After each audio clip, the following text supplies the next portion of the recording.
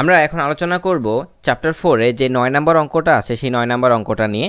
তো চলো আমরা 9 নম্বর অঙ্কতে চলে যাই। আমাদের এখানে প্রশ্নটা হচ্ছে আমাদেরকে সরল করতে হবে। আসলে চ্যাপ্টার 4 এর অধিকাংশ অঙ্কই তোমাকে সরল করতে হবে। তো চলো সরলটা করি। এখন দেখো এখানে আমাদের প্রশ্নটা কি যে 2/3 whole to the power 5/2 into 2/3 whole to the power -5/2, মানে একটার পাওয়ার হচ্ছে 5/2, অন্যটার পাওয়ার হচ্ছে -5/2। ওকে, আমরা এখন এখানে একটা জিনিস খেয়াল করো যে এই যে 2/3 আর 2/3 এখানে কিন্তু যদি লগারিদমের তুমি যেহেতু চ্যাপ্টারটা লগারিদম তাহলে 2/3 2/3 এটা হচ্ছে আমাদের বেস।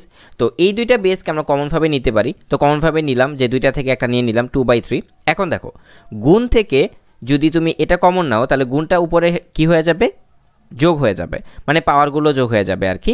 আচ্ছা, তাহলে এখানে কি হবে 5/2 প্লাস -5/2 লগারিদমের ফর্মুলা অনুযায়ী। আচ্ছা, এরপরে আমরা কি করব যে এই যে প্লাসে আর মাইনাসে মাইনাস হয়ে যাবে, 5/2 -5/2। এখন দেখো জিনিসটা কি 2/3 হোল টু দি পাওয়ার 0। এখন আমাকে বলো 2/3 হোল টু দি পাওয়ার 0 অ্যান্সারটা কি আসবে? ইনফিনিটি, তাই তো? হ্যাঁ, এটা তো অসংজ্ঞায়িত হবে না ভাই। যে কোনো জিনিসের উপরে পাওয়ার যদি 0 থাকে তাহলে সেটা অ্যান্সারটা কি হয়? 1 হয়। এখন তুমি বলতে পারো 1 লক্ষের উপরে যদি 0 থাকে কি হবে? অবশ্যই 1 হবে। তো এই ছিল আমাদের অঙ্ক। আসলে 9 নম্বর অঙ্কটা খুবই ছোট। তো চলো একটা কাজ করি, আমরা এই ভিডিওটার মধ্যে আমরা 10 নম্বর অঙ্কটা সলভ করে ফেলি, যেহেতু ভিডিওটা অনেক ছোট হয়ে যাবে। আচ্ছা, তো চলো ওইখানে চাপ দিলাম, এখানে 10 নম্বর অঙ্কটা চলে আসছি। তো 10 নম্বর অঙ্ক তো আমাদের এখানে দেখতে পাচ্ছি আমাদেরকে সরল করতে বলা হয়েছে। তো যাই আমরা 10 নম্বর অঙ্কের মধ্যে, এখানে দেখো এটাও একটা সরল। প্রশ্নটা হচ্ছে 8 টু দি পাওয়ার 3/4 ভাগ 8 two the power half. Okay fine. আচ্ছা, তাহলে এখন আমাদেরকে এখানে সমাধান করতে হবে। দেখো এই যে 8, এখানেও 8 আছে, এখানেও 8 আছে, মানে ভাগ চিহ্নর এই পাশেও 8 এই পাশেও 8। এর মানে কি? এর মানে হচ্ছে আমাদের বেসটা সেম।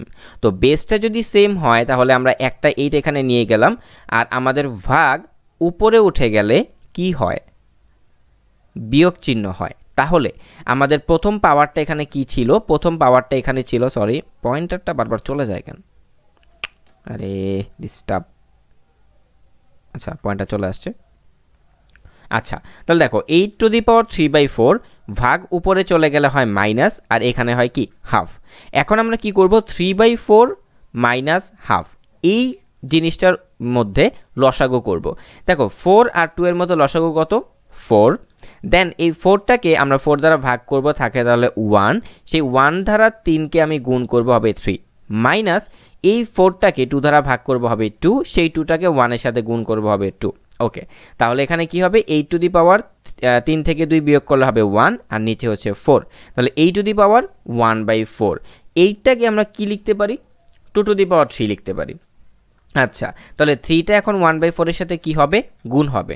তাহলে 2 two the power 3 into 1/4। Ultimately আমাদের অ্যান্সারটা কি আসবে? 2 টু দি পাওয়ার 3/4, কারণ এখানে 3টা গুণ আকারে আছে। কার সাথে? 1/4 এর সাথে। তাহলে 1/4 এর সাথে 3 গুণ করলে হবে কি? 3/4। আশা করি বুঝতে পেরেছো। আমরা নেক্সট ভিডিওতে কোন অঙ্কটা আলোচনা করব? অবশ্যই 11 নম্বর অঙ্কটা আলোচনা করব। তো সেই পর্যন্ত ভালো থাকো। আচ্ছা, এটা তো কোনো টিভি শো না। আল্লাহ হাফেজ।